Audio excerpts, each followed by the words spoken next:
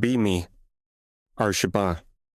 Feminist podcaster and relationship blogger, specialized in content about healthy relationships and communication, believed in therapy as solution to all relationship problems.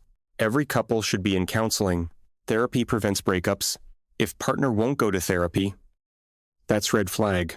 Built platform promoting this message. Had thousands of followers who agreed.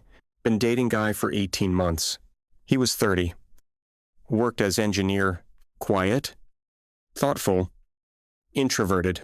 We met through mutual friends. Initially, everything was great. Easy chemistry. Good conversations. Shared values on most things. Around 1 year mark, started having conflicts. Normal relationship stuff. Disagreements about time together. Different communication styles. How we handled stress. Nothing major. Just friction. But I believed in addressing things therapeutically, immediately suggested couples counseling. We should work on this with professional before patterns get entrenched. He seemed surprised. We've been together a year. These seem like normal adjustments. Insisted therapy was preventative. Why wait until problems are serious? Let's optimize our communication now. He was hesitant. I don't know. Therapy seems intense for issues we could probably talk through. This resistance was concerning. Made post about it. Boyfriend hesitant about couples therapy even though we're having communication issues. Is this red flag? Comments validated my concerns. Yes. Huge red flag. He's avoiding accountability. Men hate therapy because it exposes them. Get him to therapy or leave. These responses emboldened me, presented it as ultimatum. I need us to go to therapy. This is important for our future. If you won't invest in our relationship this way, I'm not sure we're compatible. He looked hurt. That feels extreme. But if it's important to you, I'll go. His agreement felt like victory. We were taking healthy step, addressing issues proactively, found therapists who specialized in couples. Good reviews came recommended, scheduled first appointment, filled out intake forms, detailed all our issues. His poor communication, his emotional unavailability, his resistance to vulnerability, his defensiveness in arguments. List was extensive. Felt good, articulating everything. Having professional witness to patterns I'd observed. First session arrived. We sat in waiting room. He seemed nervous. I felt prepared. Had list of topics to address. Therapist called us in. Woman in her 50s. Kind face. Office was warm. Comfortable. She explained her process. I'll meet with you together today. Then individual sessions with each. Then back together to discuss. Started with basic questions. How we met. What attracted us. What brought us to therapy. I explained our issues. His communication problems. His emotional distance. His reluctance to be vulnerable. She listened. Taking notes. Then turned to him. What's your perspective? He spoke quietly. I don't think we have major problems. Just normal relationship growing pains, but she felt we needed therapy. So I agreed. Jumped in. Say, this is the issue. He minimizes our problems. Doesn't take them seriously. Therapist held up hand. Let's let him finish. He continued. I think we communicate fine most of the time. We have disagreements, but we work through them. I'm not sure what the crisis is. This was exactly the problem. His inability to see the issues. Therapist asked more questions about our daily life. How we spent time. What we enjoyed together. Pattern emerged. We actually had good relationship by most measures. My issues seemed minor when he described them. Session ended with homework. Journal about our positive interactions. Practice active listening. Schedule quality time. Seemed basic. But fine. We'd start there. Second session was individual. I went first. Detailed everything to therapist. All the problems I saw. His emotional limitations. His communication gaps. His resistance to growth. She listened carefully. Then asked unexpected questions. How often do these issues come up? Maybe once a week? How do they usually resolve? We talk and figure it out. Does he hear your concerns? Usually. Yes. Does he make changes? Sometimes. Not always. Do you feel unsafe with him? No. Never. Does he respect your boundaries? Yes. Always. Is he cruel or dismissive? No. He's actually very kind.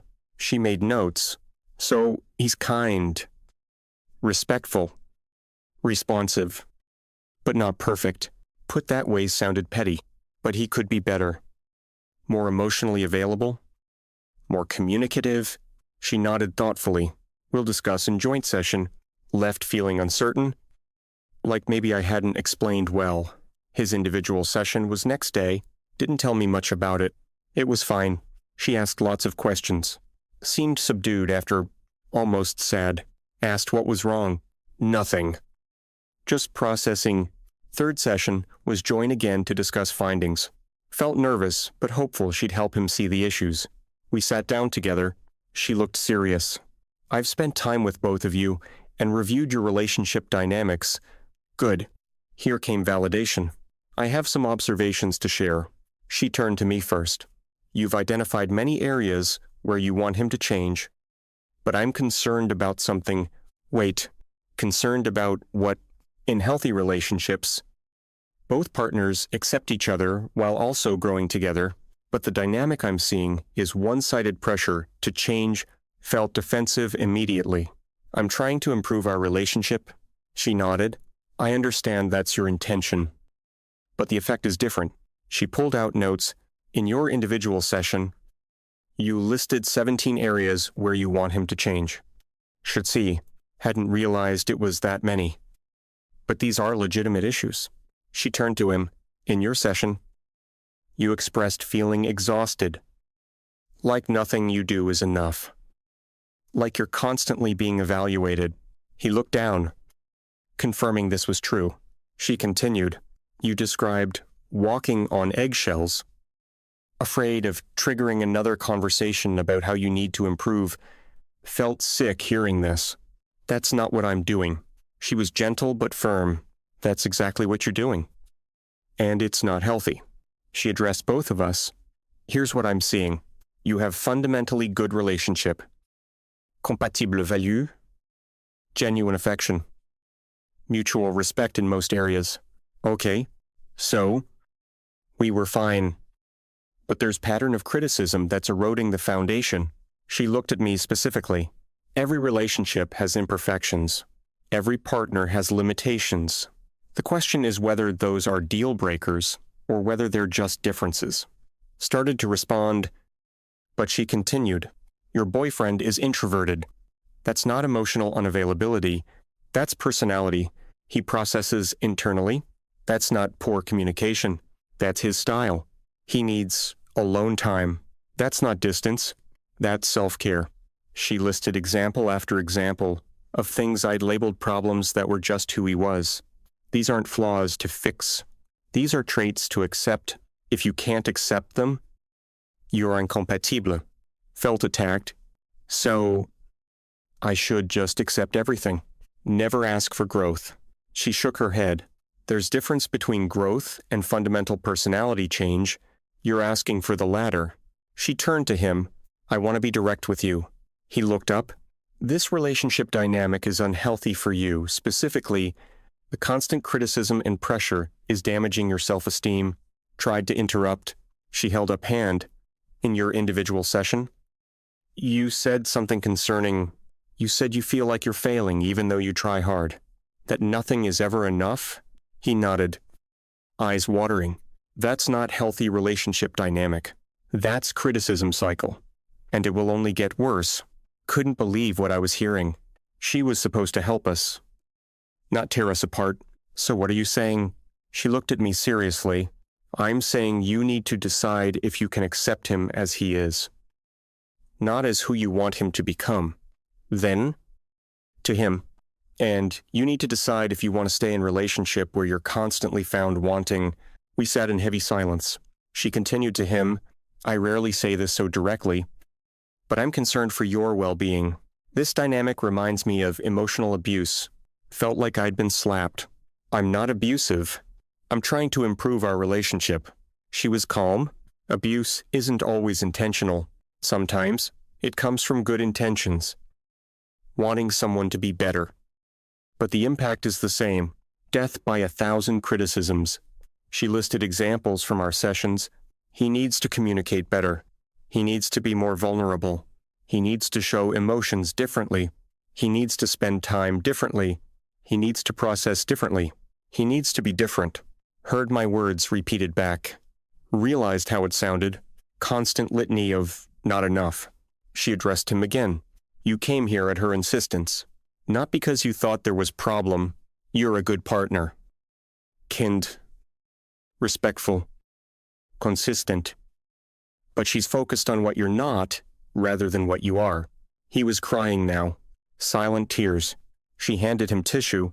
My professional recommendation is that you consider whether this relationship is healthy for you, turning to me, and you need to examine why you're so focused on changing him. What void are you trying to fill by making him someone he's not? Session ended there. We left in silence. Drove home separately. He needed space. Sat at home in shock. This wasn't how it was supposed to go. Therapist was supposed to validate my concerns, help him see areas for improvement.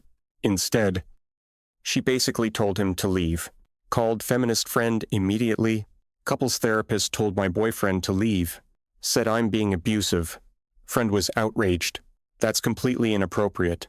She's supposed to help, not sabotage. Report her. This felt right. She'd overstepped, taken his side unfairly. But another friend was there, asked to hear full story, told her everything. All 17 issues I'd identified. How therapist called it criticism. She was quiet. Can I be honest? Felt defensive.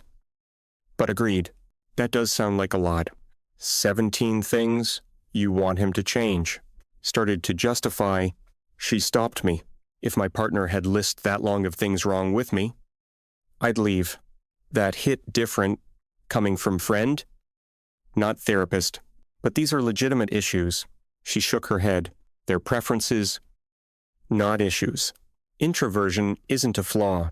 Different communication style isn't wrong. You're trying to remake him. Felt exposed, like everyone saw something I couldn't see. Boyfriend didn't come home that night. Texted, he was staying with friend. Needed to think. Panic set in. He was going to leave because therapist told him to. Made post about experience. Couples therapist took boyfriend's side. Said I was being critical. Told him relationship might be unhealthy. Is this ethical? Expected support. Got mixed responses. Therapist should be neutral. That's unprofessional. But also, maybe listen to the professional. If therapist saw abuse, that's serious. Consider that she might be right. This second group bothered me. Started going through my content, posts about boyfriend over 18 months. Patterns emerged. So many posts about his flaws, things he needed to work on, areas where he fell short, very few about what he did right. Looked at comments I'd collected, followers validating my complaints, encouraging me to demand more, telling me I deserved better. Had I created echo chamber where every imperfection was magnified? Went to individual therapy, different therapist, needed objective perspective, explained situation. She asked to see my list. The 17 things, went through them one by one. Most were personality traits, introversion, internal processing, need for alone time, careful with emotions, slow to open up. She looked up. These aren't problems. These are characteristics of introverted person. Tried to argue, but they affect our relationship. She nodded. Yes? Because you're incompatible? You want extroverted partner who processes externally, who's emotionally expressive. That's not who he is. Never will be. This felt like truth I didn't want to hear. So I should just leave. She leaned back. Or accept him. Actually accept him. Not tolerate while trying to change. But genuinely accept. Asked if that was possible. Do you love him as he is, or love who he could become? Sat with that question. Realized I love potential version, not actual person. That was devastating. Boyfriend finally called 3 days after session, asked if we could talk, met at park. Neutral territory. He looked exhausted, but also clearer somehow. Started speaking. I've done a lot of thinking. Braced for breakup. The therapist was right. This isn't healthy for me. Felt tears coming. I try really hard. But it's never enough. Every day, there's something I could do better. I'm exhausted. Tried to apologize. He kept going. I started making a list of things you've criticized in last 6 months alone. Got to 30 before I stopped. 30 criticisms in 6 months. 1 every 6 days. He continued. I wake up wondering what I'll do wrong today. What you'll be disappointed by. That's no way to live. He was right. Completely right. Apologized profusely. I didn't realize. I thought I was helping. He looked sad. I know you thought that. But impact is what matters. And impact is I feel broken. Asked what he wanted. I want to break up. Heart sank. But not because I don't love you. I do. But because I love myself more than to stay somewhere, I feel inadequate. His words were mature. Measured. Clearly. He'd processed deeply. Tried to negotiate. What if I change? Stop criticizing. He shook head. I don't think you can. This is how you approach relationships. Looking for flaws to fix. I can't be your project. We sat in silence. Then he said something profound. Therapist asked me why I stayed with someone who made me feel not enough. He paused. I didn't have good answer. Realized I was staying because I kept hoping I'd finally be enough. But your standard isn't achievable because it's not about me. It's about you. Asked what he meant. You use criticism as control. Keep people trying to please you. Keep them slightly off balance. Always reaching for approval. That's not love. That's manipulation. His insight cut deep because it was true. Never seen it that way. But he was right. We ended things that day, amicably. But finally, he hugged me. I hope you figure out what you're really looking for, because it's not me, or probably anyone, until you work on yourself. Watched him walk away. Knowing I'd lost good person because I couldn't accept him. Spent weeks processing in individual therapy, examining my patterns of criticism and control. Therapist helped me see I had impossible standards for everyone, including myself. Used criticism to manage anxiety about relationships. If I could fix everything, relationship would be perfect. Then I'd feel safe. But perfection doesn't exist, so I just keep finding flaws forever. This pattern ruined relationship with genuinely good person who wasn't perfect, but was good enough, more than good enough. Made post about experience. I forced boyfriend to couples therapy. Therapist told him to leave. She was right. Detailed everything. My 17 issues. His exhaustion. Therapist's assessment. His decision to leave. My realization about my patterns. Response was enormous. Many former followers angry. You're betraying women. Admitting therapist was right. This helps abusive men. But many others resonated. I do this too. Constant criticism, disguised as help. Never realized impact. From people who'd been on receiving end. My ex did this to me. Made me feel never enough. Had to leave for my sanity. These messages were sobering. How many people damaged by partners who meant well but couldn't accept them? Made series of posts about what I learned. Difference between growth and change. When criticism becomes abuse. How good intentions cause harm. Why acceptance matters more than improvement. How to recognize your own patterns. Lost significant followers, but gained different audience. People interested in real growth, not just validation. Got message from ex several months later. Saw your recent posts? Glad you're working on yourself. That takes courage. Asked how he was. I'm good. Actually, dating someone new. She accepts me as I am. It's easy. That word easy hurt. Our relationship had been hard because I made it hard. I'm happy for you. Meant it genuinely. He deserved easy. After enduring my difficulty, continued my own therapy. Working on patterns. Learning to accept people, including myself. realized I was so critical of him because I was critical of myself, projected my impossible standards onto relationship. Year after breakup, reflected on experience, therapist who told him to run was being ethical, not taking sides, but protecting someone from unhealthy dynamic. She saw what I couldn't, that my help was harm, that my push for improvement was actually control and criticism, that he deserved better than constant evaluation, made final comprehensive post 1 year after therapist told him to run. Full story. Forcing him to therapy, having 17 complaints, therapist assessment, his decision to leave, my year of growth, what I learned about myself, how I approach relationships now. Post helped many people recognize similar patterns in their own relationships. Got messages from therapists saying they'd had similar cases where one partner uses therapy as weapon to validate criticism. Get surprised when therapist doesn't cooperate. Started dating again much more carefully. When I notice criticism urge, stop and examine it. Is this legitimate concern or my control pattern? Usually it's the pattern. Met someone new. He's not perfect. Has quirks and flaws. Different from me in many ways. But I practice acceptance. Notice the criticism urge. Don't act on it. Appreciate what he is.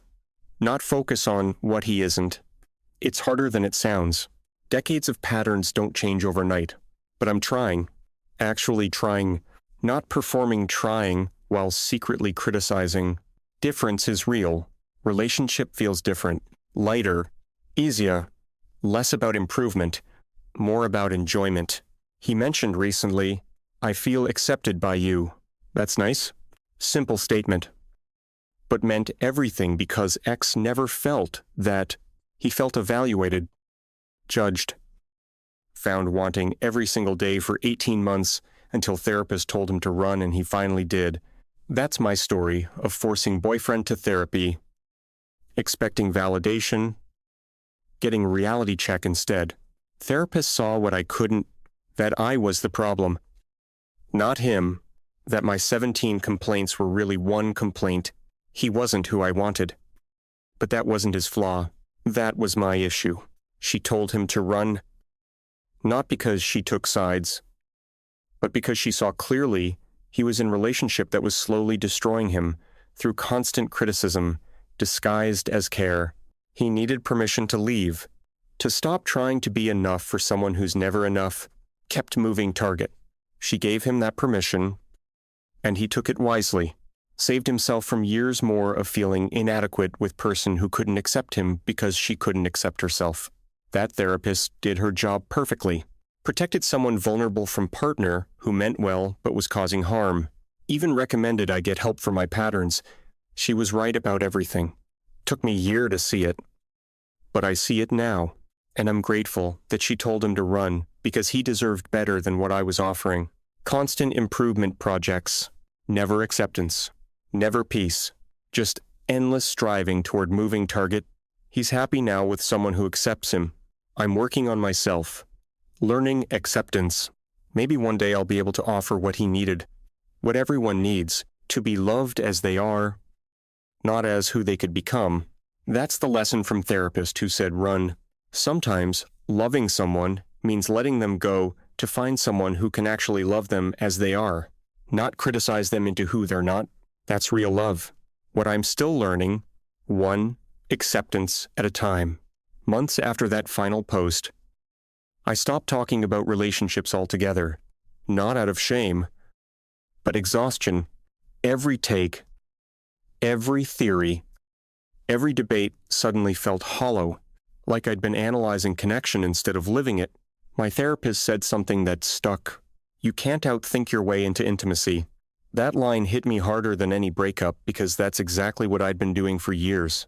Using analysis as armor, diagnosing love instead of experiencing it, dissecting people so I wouldn't have to feel uncertain. I thought understanding meant safety, but it actually just meant distance. So I tried something radical. I stopped labeling everything, stopped calling emotions patterns, stopped calling attraction attachment style, stopped trying to make human connection sound like a research paper, started just being It was terrifying at first. Silence used to scare me because silence meant I couldn't control the narrative, couldn't manage perception.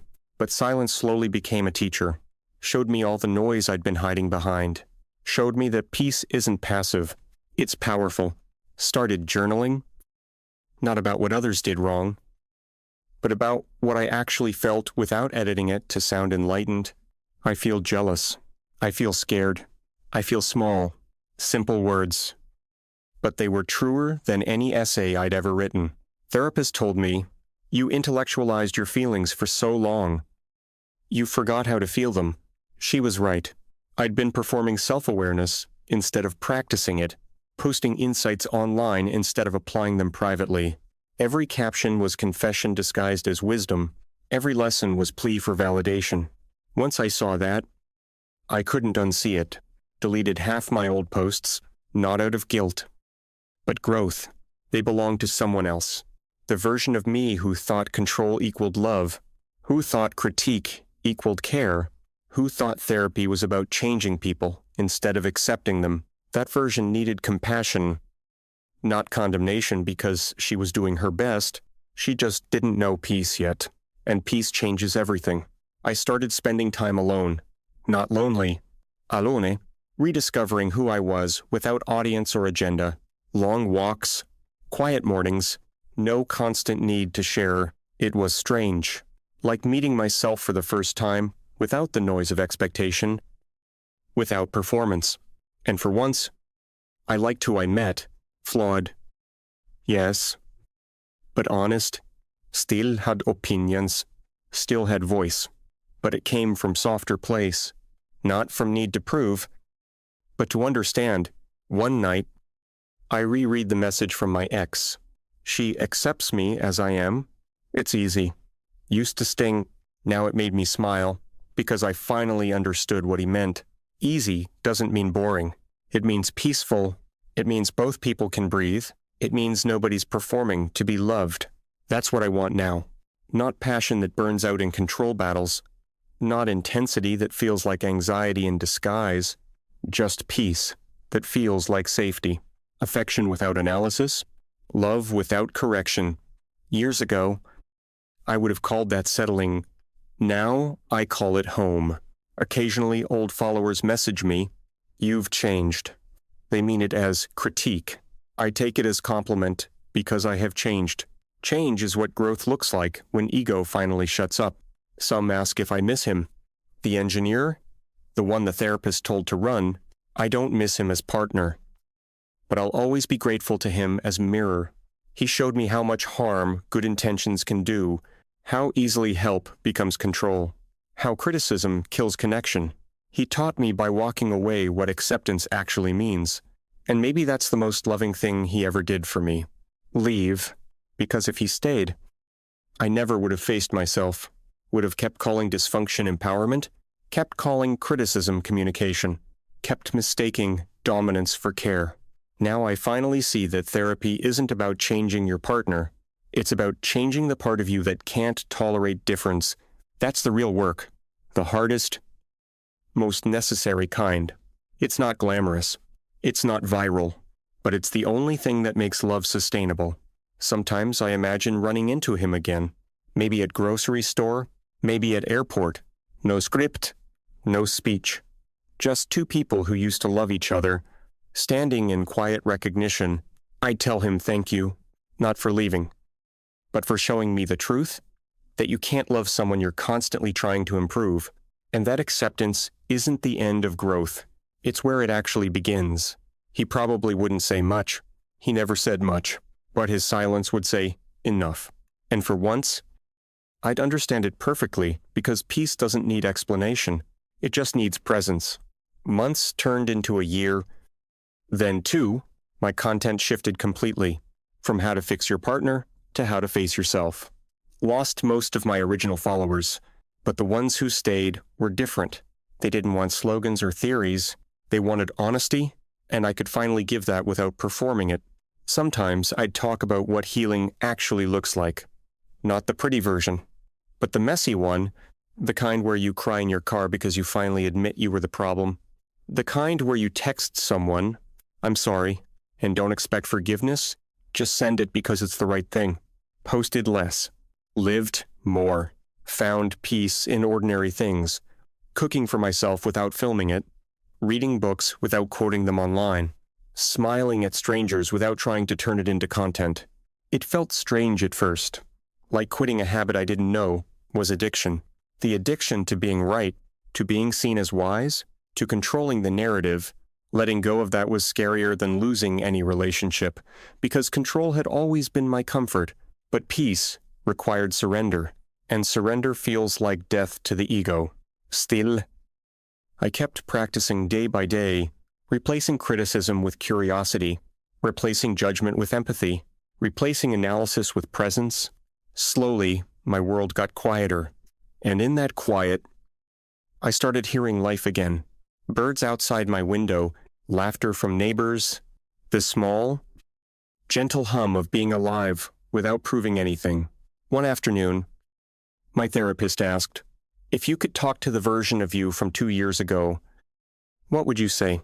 I thought for a long time, then said, I'd tell her to stop trying to fix love before she's ever learned to feel it.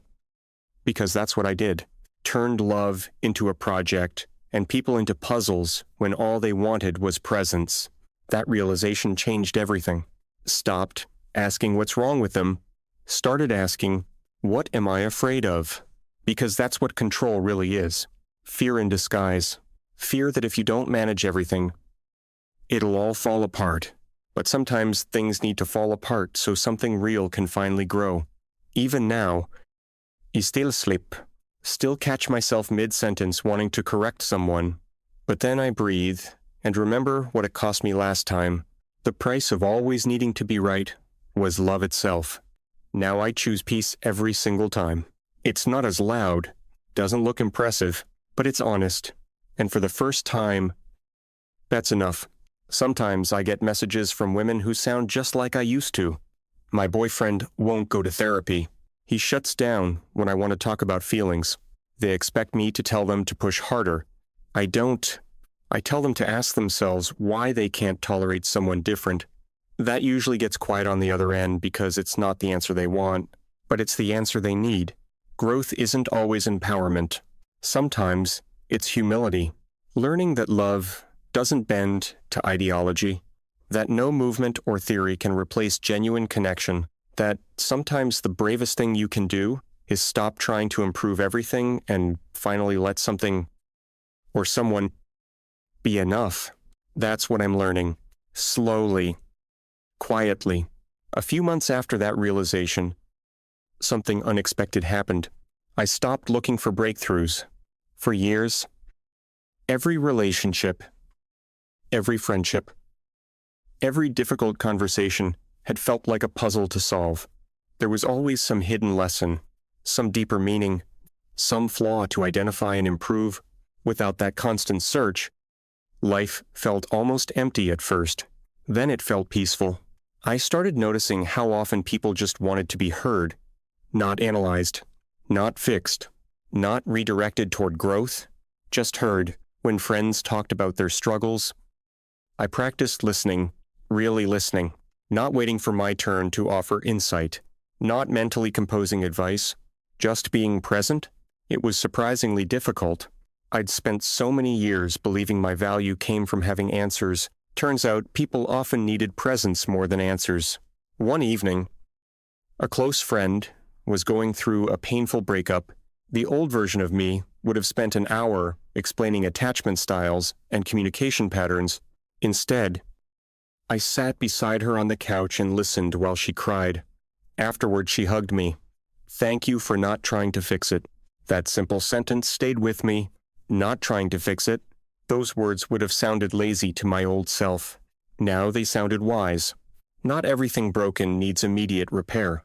Not every uncomfortable feeling needs solution. Sometimes, healing comes from being allowed to feel what you're feeling without someone turning it into lesson. I thought about my ex again. How many times had he simply wanted understanding? How many times had I responded with improvement plan? How many vulnerable moments had I accidentally turned into performance review? The memory still hurt, but it no longer crushed me. Because regret when handled correctly, becomes teacher instead of prison. My therapist often said, shame says I am bad. Growth says I did something bad and can choose differently. For a long time, I'd confused those things.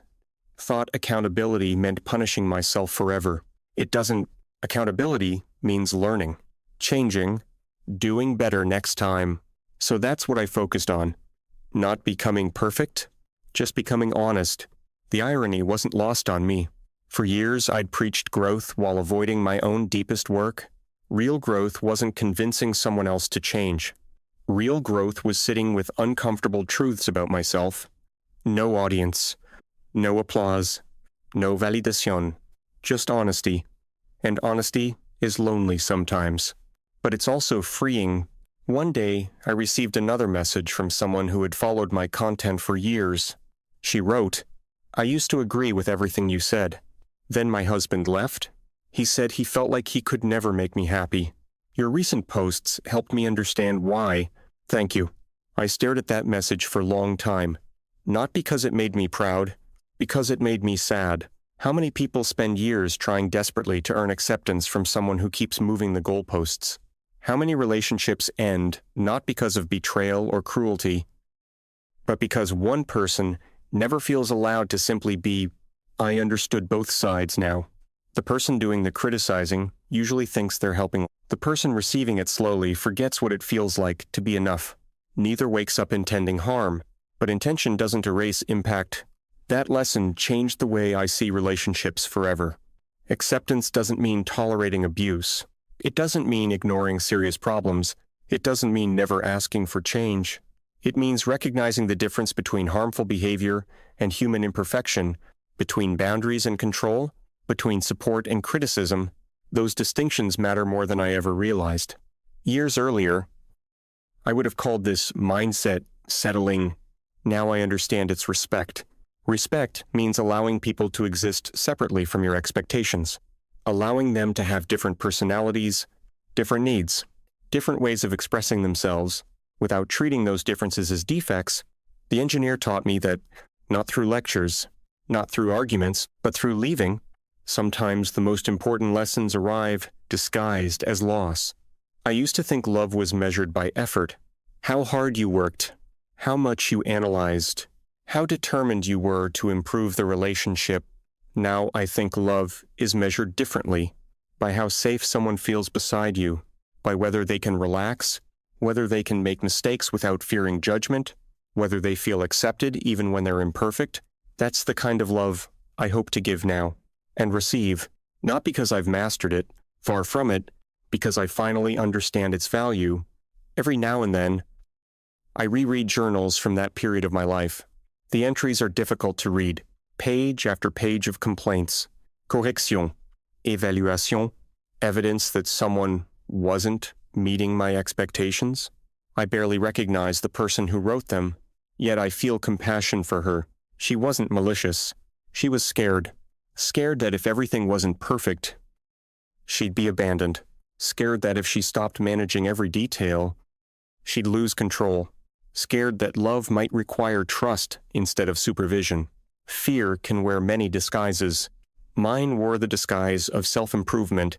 Once I understood that, everything started making sense. Not immediately, not dramatically, slowly, quietly, the way real change usually happens. And that's where I am now, still learning, still practicing, still catching myself when old habits return, but moving forward, one choice at a time, one conversation at a time, one act of acceptance at a time. Because love was never supposed to feel like endless evaluation. It was supposed to feel like coming home. And after years of trying to fix everyone else, I'm finally learning how to do that. Fear that if you don't manage everything, it'll all fall apart. But sometimes things need to fall apart so something real can finally grow. Even now, I still sleep.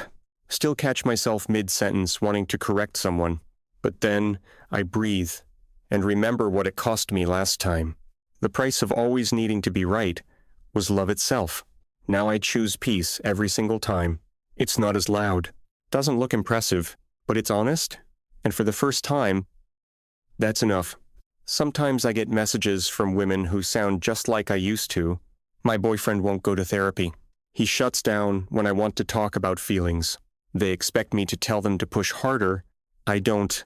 I tell them to ask themselves why they can't tolerate someone different. That usually gets quiet on the other end because it's not the answer they want, but it's the answer they need. Growth isn't always empowerment. Sometimes it's humility. Learning that love doesn't bend to ideology, that no movement or theory can replace genuine connection, that sometimes the bravest thing you can do is stop trying to improve everything and finally let something or someone be enough. That's what I'm learning. Slowly, quietly. A few months after that realization, something unexpected happened. I stopped looking for breakthroughs.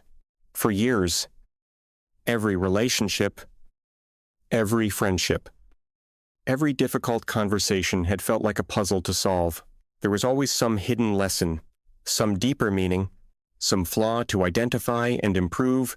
Without that constant search, life felt almost empty at first. Then it felt peaceful. I started noticing how often people just wanted to be heard, not analyzed, not fixed, not redirected toward growth, just heard. When friends talked about their struggles, I practiced listening, really listening, not waiting for my turn to offer insight, not mentally composing advice, just being present. It was surprisingly difficult. I'd spent so many years believing my value came from having answers. Turns out people often needed presence more than answers. One evening, a close friend was going through a painful breakup. The old version of me would have spent an hour explaining attachment styles and communication patterns. Instead, I sat beside her on the couch and listened while she cried. Afterward, she hugged me. "Thank you for not trying to fix it." That simple sentence stayed with me. Not trying to fix it. Those words would have sounded lazy to my old self. Now they sounded wise. Not everything broken needs immediate repair. Not every uncomfortable feeling needs solution. Sometimes healing comes from being allowed to feel what you're feeling without someone turning it into lesson. I thought about my ex again. How many times had he simply wanted understanding? How many times had I responded with improvement plan? How many vulnerable moments had I accidentally turned into performance review? The memory still hurt, but it no longer crushed me, because regret, when handled correctly, becomes teacher instead of prison. My therapist often said, "Shame says I am bad. Growth says I did something bad and can choose differently." For a long time, I'd confused those things. Thought accountability meant punishing myself forever. It doesn't. Accountability means learning, changing, doing better next time. So that's what I focused on. Not becoming perfect, just becoming honest. The irony wasn't lost on me. For years, I'd preached growth while avoiding my own deepest work. Real growth wasn't convincing someone else to change. Real growth was sitting with uncomfortable truths about myself. No audience, no applause, no validation, just honesty.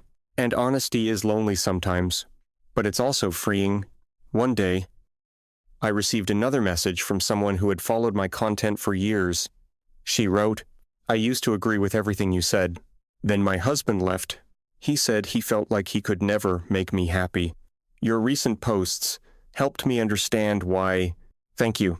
I stared at that message for a long time. Not because it made me proud, because it made me sad. How many people spend years trying desperately to earn acceptance from someone who keeps moving the goalposts? How many relationships end, not because of betrayal or cruelty, but because one person never feels allowed to simply be, "I understood both sides now." The person doing the criticizing usually thinks they're helping. The person receiving it slowly forgets what it feels like to be enough. Neither wakes up intending harm. But intention doesn't erase impact. That lesson changed the way I see relationships forever. Acceptance doesn't mean tolerating abuse. It doesn't mean ignoring serious problems. It doesn't mean never asking for change. It means recognizing the difference between harmful behavior and human imperfection, between boundaries and control, between support and criticism. Those distinctions matter more than I ever realized. Years earlier, I would have called this mindset settling. Now I understand its respect. Respect means allowing people to exist separately from your expectations, allowing them to have different personalities, different needs, different ways of expressing themselves, without treating those differences as defects. The engineer taught me that, not through lectures, not through arguments, but through leaving, sometimes the most important lessons arrive disguised as loss. I used to think love was measured by effort, how hard you worked, how much you analyzed, how determined you were to improve the relationship. Now I think love is measured differently, by how safe someone feels beside you, by whether they can relax, whether they can make mistakes without fearing judgment, whether they feel accepted even when they're imperfect. That's the kind of love I hope to give now, and receive, not because I've mastered it, far from it, because I finally understand its value. Every now and then, I reread journals from that period of my life. The entries are difficult to read. Page after page of complaints, corrections, évaluation, evidence that someone wasn't meeting my expectations. I barely recognize the person who wrote them, yet I feel compassion for her. She wasn't malicious. She was scared. Scared that if everything wasn't perfect, she'd be abandoned. Scared that if she stopped managing every detail, she'd lose control. Scared that love might require trust instead of supervision.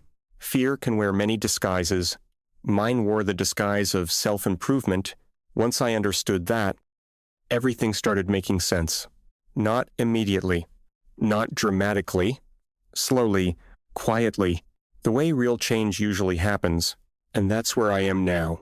Still learning, still practicing, still catching myself when old habits return, but moving forward, one choice at a time, one conversation at a time, one act of acceptance at a time, because love was never supposed to feel like endless evaluation. It was supposed to feel like coming home, and after years of trying to fix everyone else, I'm finally learning how to do that. The strange thing about healing is that nobody applauds it. There isn't dramatic music. There isn't perfect closure. Most of the time, it's just small decisions repeated over and over. Choosing not to criticize, choosing to listen, choosing to trust, choosing to let people be human. The internet rarely celebrates that kind of growth because it's quiet. It's not exciting. It's not controversial. But quiet growth lasts longer than loud transformation. One morning, I was having coffee alone at a small cafe. Watching people pass by, a couple sat near me. Nothing remarkable about them. No grand gestures. No intense conversations. Just two people sharing breakfast, occasionally smiling at each other, comfortable in silence, comfortable being themselves. Years earlier, I probably would have analyzed them, wondered if they were communicating enough, whether they were emotionally expressive enough, whether they were growing together. Now I simply noticed something else. They looked peaceful, and peace suddenly seemed far more valuable than perfection. I remembered something my ex once said long before therapy. We were sitting on his couch, talking about relationships. He told me, "I think the best relationships feel easy." At the time, I disagreed, said relationships require constant work, constant communication, constant improvement. Now I understand what he meant. Easy doesn't mean effortless. It means safe. It means you're not constantly defending yourself, not constantly proving yourself, not constantly trying to earn your place. Love still requires effort, but healthy effort feels different. It's contribution, not performance. Care, not evaluation. Support, not supervision. That distinction changed everything for me. Eventually, I stopped seeing myself as victim of failed relationship, stopped seeing him as someone who couldn't meet my needs, started seeing reality more clearly. Two people came together. One wanted acceptance. One wanted improvement. Neither was evil. Neither was trying to cause harm. But one person's fear slowly became another person's burden. And when someone feels judged long enough, leaving becomes act of self-preservation. I understand that now. More importantly, I respect it. Sometimes people ask if I regret forcing him into therapy. The answer is complicated. I regret the reason I did it. I regret using therapy as tool for validation. I regret walking into that office expecting professional to help me change another person. But I don't regret going, because therapy revealed truth, painful truth, humiliating truth, necessary truth. Without that session, I might have spent years repeating same pattern, different boyfriend, different circumstances, same criticism, same control, same outcome. Instead, someone had courage to tell me what I didn't want to hear, and someone else had courage to leave. Both actions changed my life. Not immediately, not comfortably, but permanently. There are still moments when old habits appear, moments when someone disappoints me, moments when I feel urged to point out flaw, offer correction, suggest improvement. Sometimes I still catch myself creating mental lists. Then I stop, ask different question. Can I accept this person as they are? If answer is no, then maybe we're incompatible, not because they're wrong, not because they're broken, because they're different, and difference isn't defect. That lesson took me years to learn. It's still teaching me things. Recently, someone asked me what the biggest thing therapy taught me. I thought about it for a while, then answered honestly. It taught me that acceptance comes before change, not after. People grow best when they feel safe, when they feel loved, when they feel seen, not when they're constantly reminded how far they are from someone else's ideal. The irony is that once I stopped trying to change people, my relationships improved dramatically, friendships felt lighter, family conversations felt easier, romantic relationships felt more genuine. Because people can sense when they're being evaluated, and they can sense when they're being accepted, one creates anxiety, the other creates connection. Looking back, my ex wasn't asking for much. He wasn't asking me to become someone else.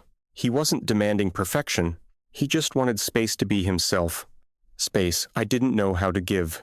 Now I do, or at least I'm learning, and learning is enough. Maybe that's another lesson.